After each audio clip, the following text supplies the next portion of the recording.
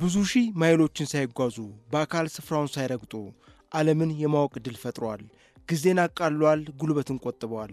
ዓለምን በእጅ መዳፍ የመጨበጥ ያህል ሰፊውን አድማስ በአንድ ውስን ቦታ ላይ አስቀምጧል። የዲጂታል ውልደትና አሁን የደረሰበት ደረጃ ቀላል የማይባሉ ሀገራትን ከነበረበት ሁኔታ ቀይሯል። ማኅበራዊ አኗኗርን ለውጧል። ኢኮኖሚያዊ እድገትን አፋጥኗል። ግለሰብን ከግለሰብ ተቋማትን ከተቋማት ሀገርን ከሀገር ጋር በማስተሳሰር የጎላ ሚና ተጫውተዋል። ይህን ነባራዊ ሁኔታ ከግምት በማስገባት ኢትዮጵያ ከ2020 ጀምሮ ለ5 ዓመታት የዲጂታል ትራንስፎርሜሽን ስትራቴጂ ዲጂታል ኢትዮጵያ 2025ን ቀርጻ ተንቀሳቅሳለች።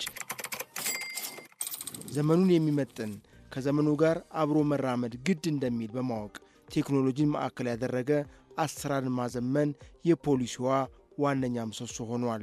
ከአምስቱ ዋነኛ የኢኮኖሚ ፖሊሲ ዘርፎች መካከልም አንዱ ነው። ዶክተር ከድር ሁሴን መምህርና የዘርፉ ባለሙያ ናቸው። ይህ የውዴታ ግዴታ ነው። ሀገር እንደ ሀገር መሄድ ካለባት፣ ሌላው ዓለም በሚሄድበት ፍጥነት አብራ ወይም እየተከታተለች መሄድ ካለባት ይሄ ዲጂታል ኢኮኖሚውን አፕላይ ማድረግ መጠቀም ግዴታ ነው። ይሄን ካላደረግን ያው በራስህ ላይ መፍረድ፣ ወደኋላ ሰው ወደፊት ሲሄድ ራስህን ወደኋላ ማስኬድ ነው የሚሆነው። አብዛኛው የኢትዮጵያ ሕዝብ በገጠር ይኖራል። ይህ ማኅበረሰብ በንጽጽር በከተማ ውስጥ ከሚኖረው ከቴክኖሎጂ ጋር ያለው ቅርበትና ትውውቅ አናሳ ነው። በከተሞችም ቢሆን ቴክኖሎጂን ማዕከል ያደረገ ዘመናዊ አሰራር ሙሉ በሙሉ ተግባራዊ ሆኗል ተብሎ አይታሰብም።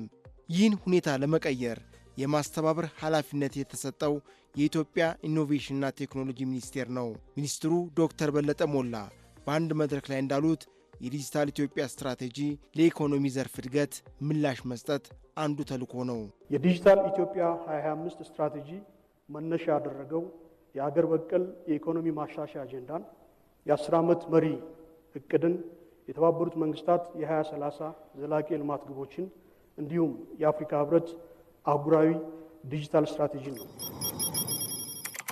የቴክኖሎጂ መሠረተ ልማቶችን መዘርጋት ዲጂታል ኢኮኖሚ የሚጠይቀው አንዱ መሠረታዊ ነገር ነው።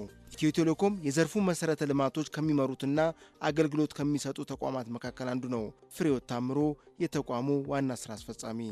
ዲጂታል ኢኮኖሚ ከመገንባት አንጻር የኢንተርኔት ተደራሽነት ወሳኝ ሚና ይጫወታል። ከ2018 በፊት በርካታው የኢንተርኔት አክሰሳችን የነበረው 3G ላይ የተገደበ የነበረ ነው።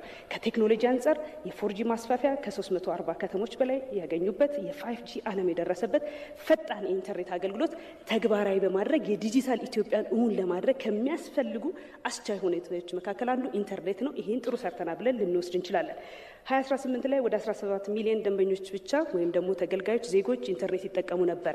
ዛሬስ 41 ሚሊዮን ደንበኞች ወይም ተገልጋዮች ኢንተርኔት ይጠቀማሉ። ይህ ምን ማለት ነው? በቀላሉ በያዙት ስልክ ኢንተርኔትን ተገልግለን የመንግስትን አገልግሎት፣ ሌሎችም በንግድ ተቋማት ላይ የተሰማሩ አገልግሎታቸውን ተደራሽ ማድረግ የሚችሉበት እድልን ፈጥሯል።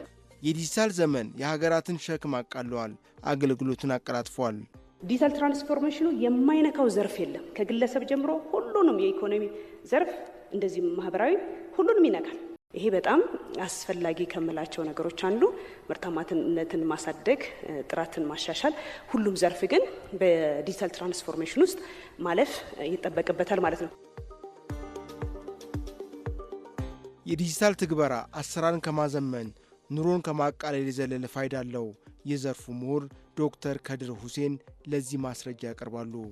ስራ ፈጠራን ያበረታታል። በተለይ ለወጣቶችና ቴክኖሎጂው ዙሪያ ላይ ላሉ ሰዎች የዲጂታል ኢኮኖሚ በጣም የሚበረታታ ነው። ከመሬት በታች ያለውን በርካታ ሀብቶቻችን እንደ ማዕድን ያሉ ቴክኖሎጂን ተጠቅመን እንዴት እናውጣ ካለው የህዝብ ቁጥር ብዛት እንዲሁም እድገት አንጻር ሀገራችን ተጨማሪ ሀብት ያስፈልጋታል ብዬ አስባለሁ። ስለዚህ ሀብት መፍጠርም ላይ ደግሞ ቴክኖሎጂውን በእጅጉ መጠቀም ያስፈልጋል።